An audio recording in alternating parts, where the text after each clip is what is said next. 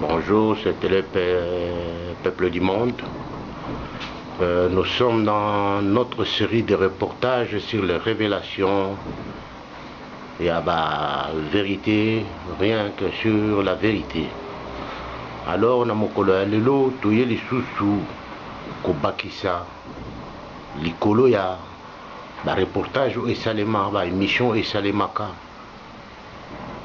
sur détournement na kati ya mission diplomatique ya République démocratique du Congo awa na Khartoum. Bandeko tolobaki ndenge nini ba filière ya mafia eza kozala na kati na ba mission diplomatique.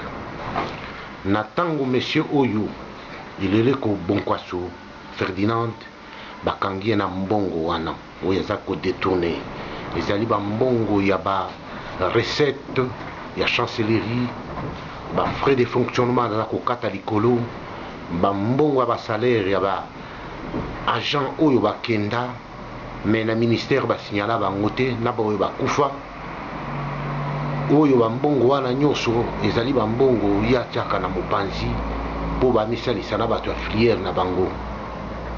Alors na nsima kende komata na biro ya monsieur Salumu Richard, deuxième conseiller à ambassade, pour na kosenga esquisse a proposé bango Salumu chèque à 1000 euros, chèque à 1000 euros pour na Valentin Chimba.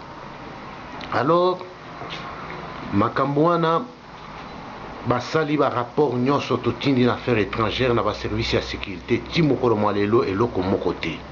Alors toyeko comprendre que ezali bénédiction bapesa bango depuis kuna likolo bosala ndenge bolingi eloko moko ekosala te. Tokokende wapi na gouvernement ya motindo oyo? Tokokende wapi bato baza kosala na ba situation moko extrême lokola banyama na 21e siècle? Peuple congolais ezali tango ko se prendre en charge. Peuple congolais toye lisusu devant vous pour vous parler des réalités de votre pays, mais dans des dossiers sensibles biso tokozala mingi dans les relations internationales et la coopération internationale. Tokosolola ya likolo kotala ndenge na kati ezali kokufa. Tokopesa mbote na commandant Pati Kusekito, commandant Dinde Kazangula Romain. Topesi mbote na Nicole Pongel, baza ba fille bien, Gianni Mamina Sylvie, Jonathan Joe na Petit de Mao. Topesi mbote na bana Suède tout, Eric Tostao, Botala Mupanzi, eza likambo ya mabele betu bekuma bampika samu na mfinda bampika na betu bekuma bamfumu na bwala na betu bobaka mayele bampangi. Corruption ezali eloko oyo et déstabiliser développement ou bien bonne marche et administration de l'État. Bakoyebisaka bino chaque fois que non, oh macroéconomique, oh stabilité, oh nini. Quand il y a stabilité, qu'est-ce qu'on fait après?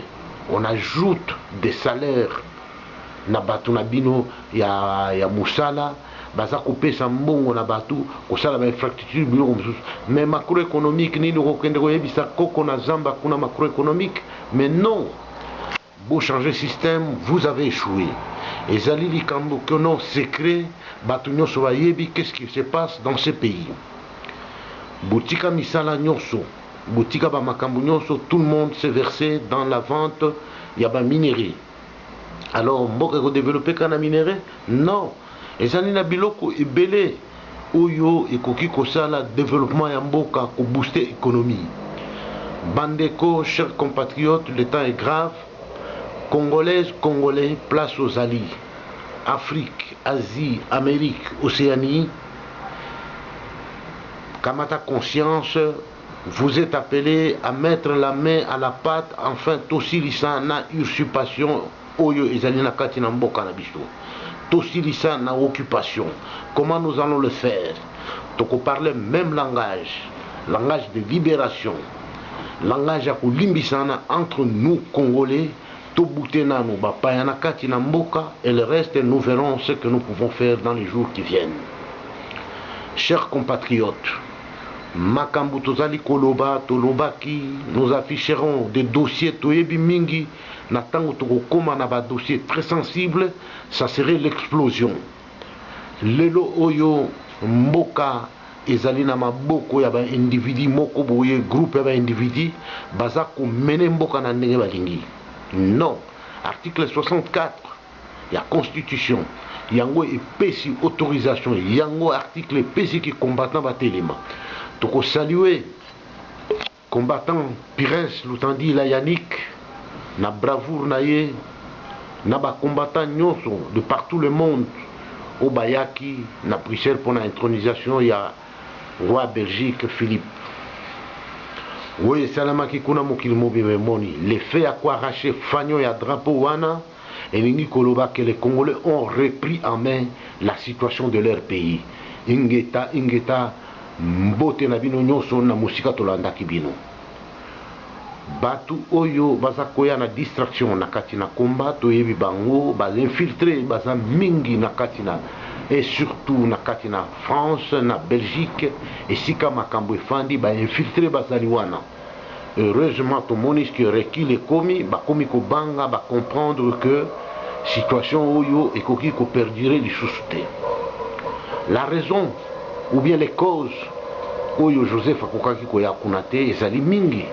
Joseph aza indésirable, Joseph azali na ba problème na ba dossier na maboko na ye bakokaki ko permettre te baya ko perturber fête na bango na mutu moko boye, parce que ba presse monde entier ezalaki wana ba analyste ya ndenge na ndenge bakosala critique. Et puis ezalaki na intronisation ya roi, ezalaki prévu que ba inviter ba chef de l'État baya wana. Ils n'étaient pas nombreux, les pays ont été représentés au niveau des ambassadeurs. Oyo bosalaki na mova coup de chapeau, ingeta bozaba brave bandeko tokokamwa bakomba ba kolabo mususu bakotambola libanda kobwaka ba message ke no bozonga na mboka tokende kubundela kuna bokozonga na mboka yo na droit nini kokende koyebisa front ezali partout okende koyebisa combattant azonga na mboka o tokende kubundela kuna nde mission lokola mission yake nango Zakari bababaswe na mwana na ye wana lelombo. Imaginez-vous un pays na bana lokola ba Zakari wana na ba Zakari batambola. Zakari a pris la place de Mende pour aller faire la propagande, mais le temps avance, il faut qu'il s'amende. Sokaza ko continue ko tia teti Zakari oyo ya kozwa ekozala plus pire que Yebele. Mais ces gens n'ont pas en mémoire makambo basala Samuel Do. Ils n'ont pas en mémoire ça. Le grand Mobutu est au Maroc aujourd'hui, nakati ya désert kuna na cimetière. Kaka bango batu mike oyo. Les faux nationalistes na ba patriotistes ba patriote belé bazali wana ba transformer histoire à Congo. Oh mwana na biso, oh biso boye, oh biso boye. Mais bo pesa ba stratégie. Boyebi que c'est le faux. Vous continuez à soutenir le soutenable. Mais ama mingi. Mboka kati nango ebomami na bana mboka. Ebomami na bana mboka. Ba traître otobenga ba renégat.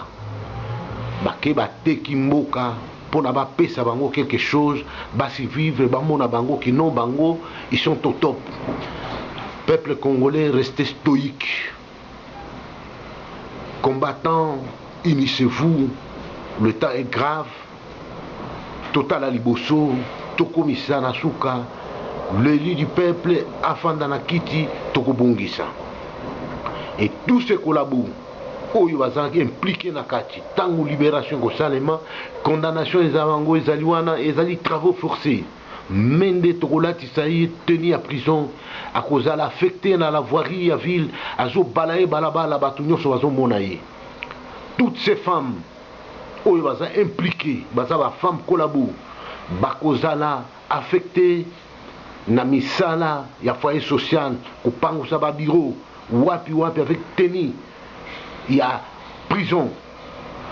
Biso libération na biso tokocha innovation oyo ezali innovation makambo tokoyana ba bracelet ya ba prisonnier on te met bracelet à la main ozo sala na boulevard ozo balayer ozo lokota poubelle tout le monde te voit là-bas mende Zachary Francis Colombo et ça sort na bino beau continuer que nous avons changé la constitution qui est comme l'ipate, l'ikelemba, ya kitio, ya matio, toko kangamboka, to mona place, bo kangamboka bino en tant que banani.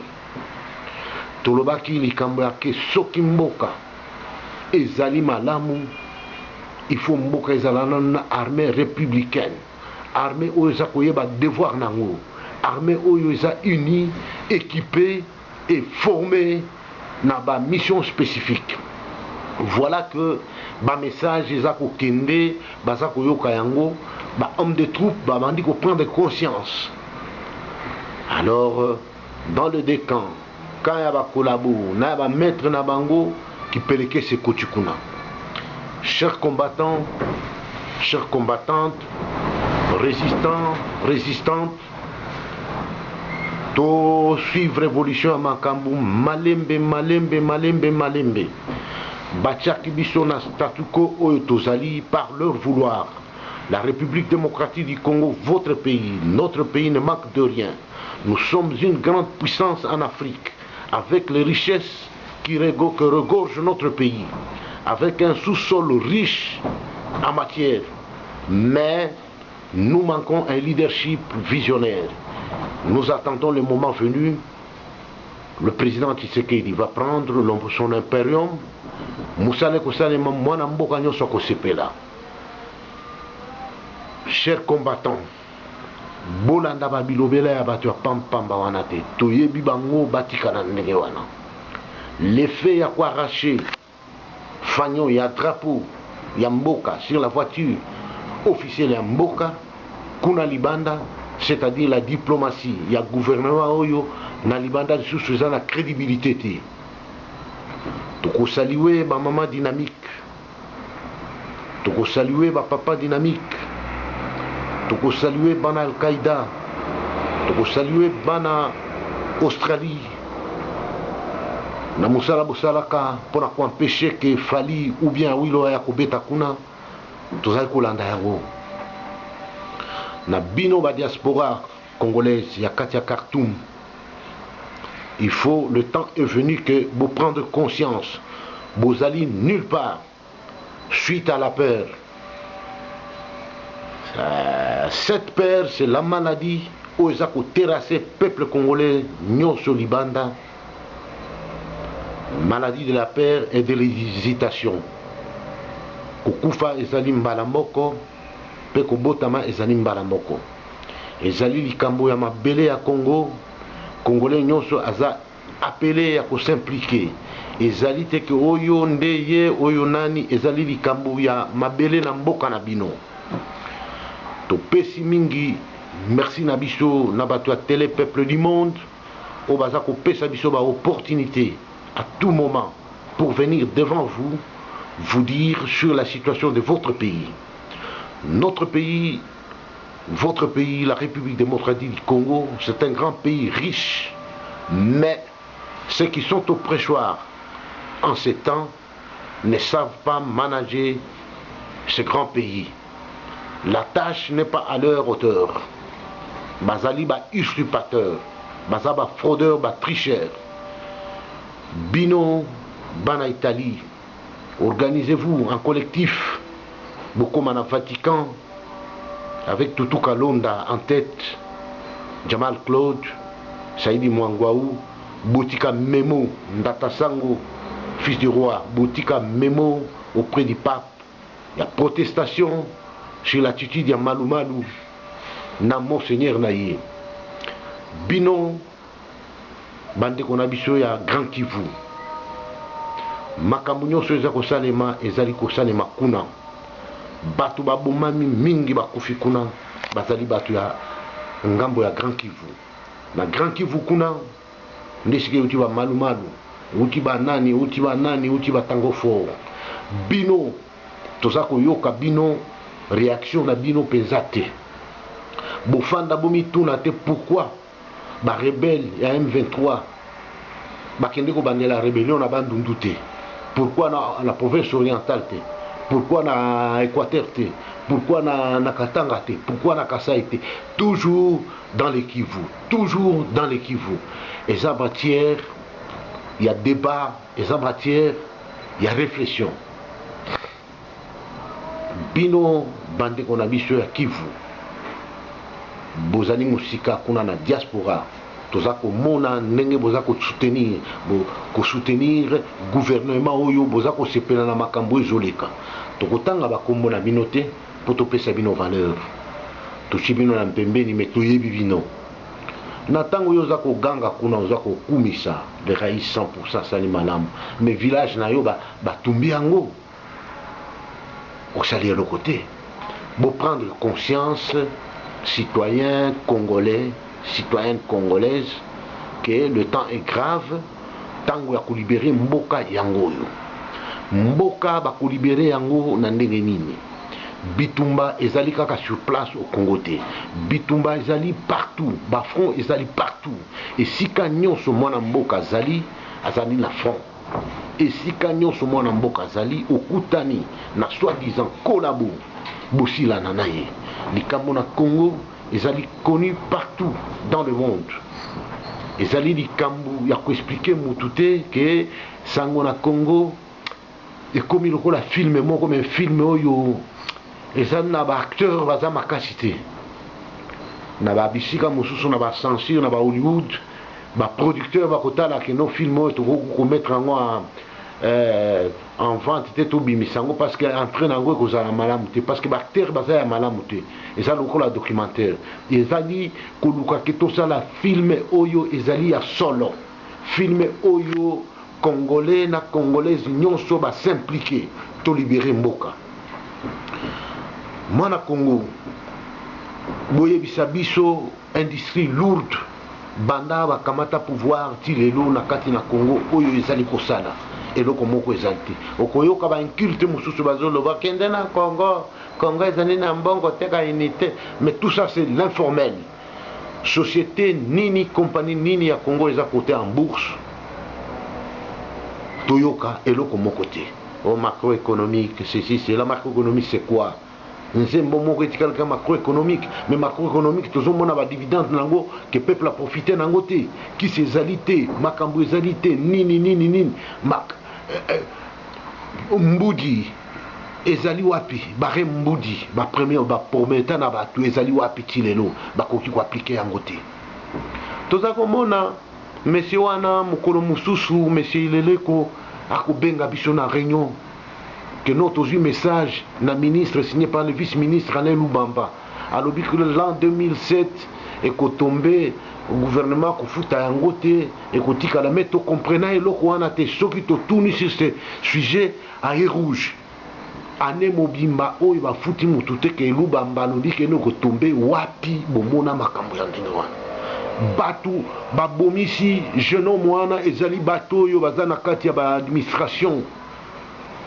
Le fait koyeba ke kuna likolo ça ne marche pas bango balobi tosala pe na ndenge na biso c'est comme lui monsieur Ileleko il est répété chaque fois que bango bazoyiba bakosala mutu nini tomona bakosala eloko te tomona ye pe bakosala mutu moko eloko te toyebi ke gouvernement eza ya bassassin ekomi kaka balokoti mutu bake babomi bokende bokanga na bamama wana kimanseke na bakup na milangi ya koka ke baye kosala coup d'état na ba akaya kala kupola mais non c'est une honte batu minene bazolanda bino ba service minene ba service minene oyo baza spécialisé na ba étude ya biloko wana bazotala mais c'est pas le cas dio mindonga la bokotia na kati na prison démocratie ezali wapi Tshisekedi na kati ya prison mais siko mokili wana mobimba Kongo wana ezakaka pe perdre mais non soki ba collaborateur na yo bayebisaka yo ndenge wana c'est faux et archi faux batio devant